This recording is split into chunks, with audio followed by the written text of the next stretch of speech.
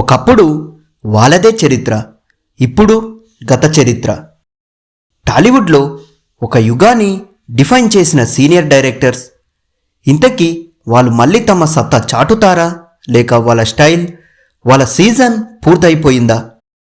ఇది personal attack కాదు, ఇది ఒక రియాలిటీకి చెక్. సినిమా ఇండస్ట్రీలో టైం ఎవరి కోసం ఆగదు. ఒకే శుక్రవారం జాతకాలు మార్చేస్తుందంటే అది కుదరదు. ఈ వీడియోలో మనం ఇప్పుడు తెలుసుకుందాం ఆ డైరెక్టర్లు ఎవరనేది. దయచేసి ఈ వీడియోని స్కిప్ చేయకుండా చూడండి. కొరటాల శివకి ఏమైంది? వివి వినాయక్ ఎందుకు కనబడడం లేదు? శ్రీను వైట్ల ఎందుకు కంటిన్యూగా హిట్ ఇవ్వలేకపోయారు? సురేందర్ రెడ్డికి వచ్చిన డైలామా ఏంటి? వీళ్ళు రీఎంట్రీ అవుతారా? ఇండస్ట్రీలో మరోసారి వాళ్ళ సత్తా చూపిస్తారా? మరి ఆలస్యం ఎందుకు? ఒకప్పుడు చరిత్ర సృష్టించిన డైరెక్టర్లు ఇప్పుడు నిజంగా గత చరిత్రేనా? ఈ వీడియోలో చూద్దాం.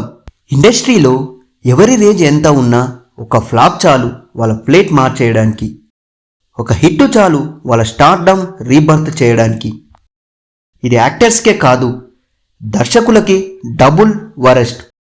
ఎందుకంటే హీరోలు సినిమాలు వరుసగా చేస్తారు, కానీ డైరెక్టర్స్ ఒక సినిమా ఫెయిల్ అయితే తదుపరి అవకాశం వచ్చే వరకు ఏళ్ళు వేచి చూడాలి.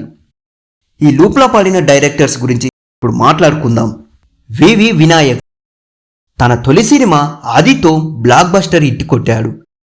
ఆ హిట్టుతో అతనికి ఒక ట్యాగ్ లైన్ వచ్చేసింది, అదే మాస్ డైరెక్టర్స్ కింగ్ అని.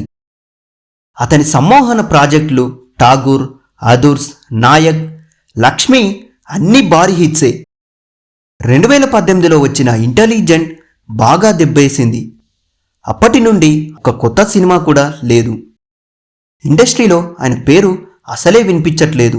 కొత్త జనరేషన్ డైరెక్టర్ అనిల్ రావిపూడి, బుచ్చిబాబు ఇలా అందరూ వచ్చేశారు. అందువల్ల వినాయక్ గారు మళ్ళీ రీఎంటర్ అవ్వాలంటే స్క్రిప్ట్ మీద పూర్తిగా ఫోకస్, మాస్ స్టైల్, కొత్త ట్రెండ్స్ క్యాచ్ చేసుకోవాలి. ఇలా చేస్తే రీఎంట్రీ కనిపిస్తుంది.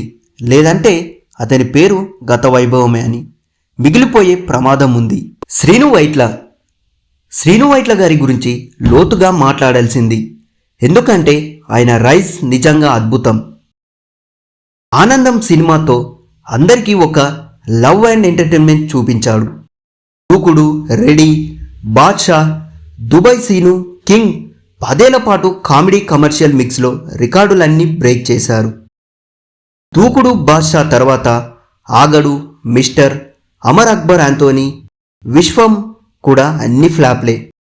ప్రధాన సమస్య ఏంటంటే పాత కామెడీ ప్యాటర్న్ స్టాక్ అయిపోవడం, స్టోరీ స్ట్రాంగ్ కాకపోవడం, కొత్త యంగ్ డైరెక్టర్స్ రేంజ్ పెరగడం, స్క్రిప్ట్, స్క్రీన్ ప్లే స్టైల్ యూత్కు కనెక్ట్ అవ్వకపోవడం.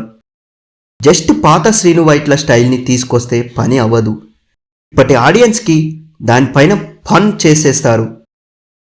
కానీ యంగ్ రైటర్స్ టీంతో కలిసి పనిచేస్తే, కామెడీ కాకుండా ఎమోషనల్ డ్రామా లాంటి జోనర్ ట్రై చేస్తే, కొత్త హీరోలతో ఫ్రెష్ స్క్రిప్ట్ చేస్తే శ్రీను వైట్ల గారు రాబోయే హిట్ ఇండస్ట్రీని చెక్ చేసే అవకాశం ఉంది.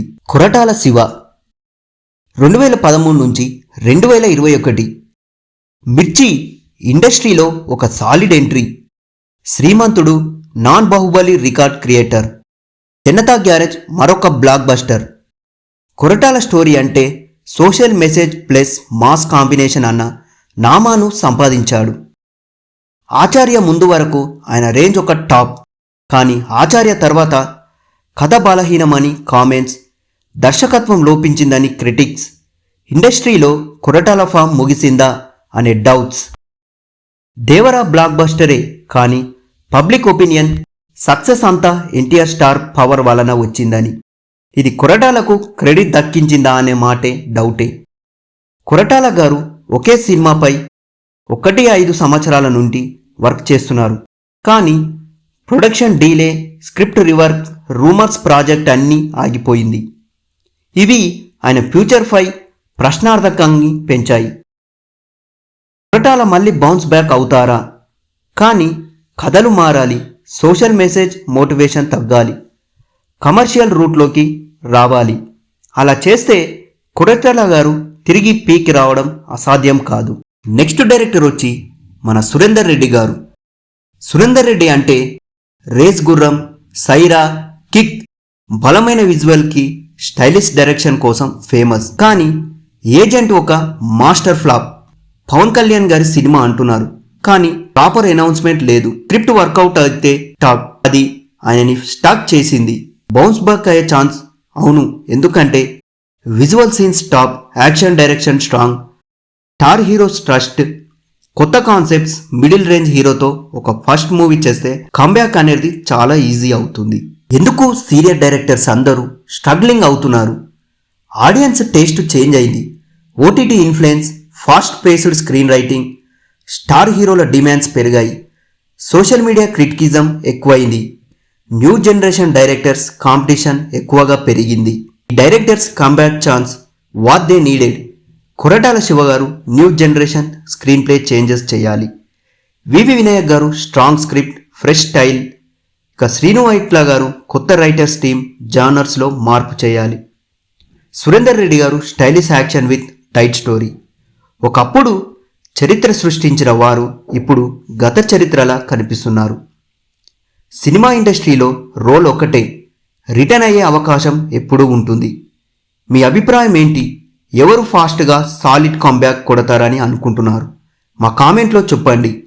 ఇలాంటి డీప్ ఎనాలిసిస్ కోసం మా ఛానల్ని సబ్స్క్రైబ్ చేయండి.